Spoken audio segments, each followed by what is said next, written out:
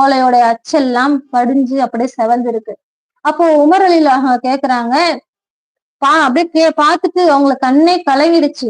அல்லாஹுடைய தூதரே, நீங்க எப்படிப்பட்டவர்? நீங்க ஒரு ஆட்சி தலைவராக இருக்கிறீங்க. அந்த நாட்டின் ஜனாதிபதியாக, அரசராக இருக்கிறீங்க.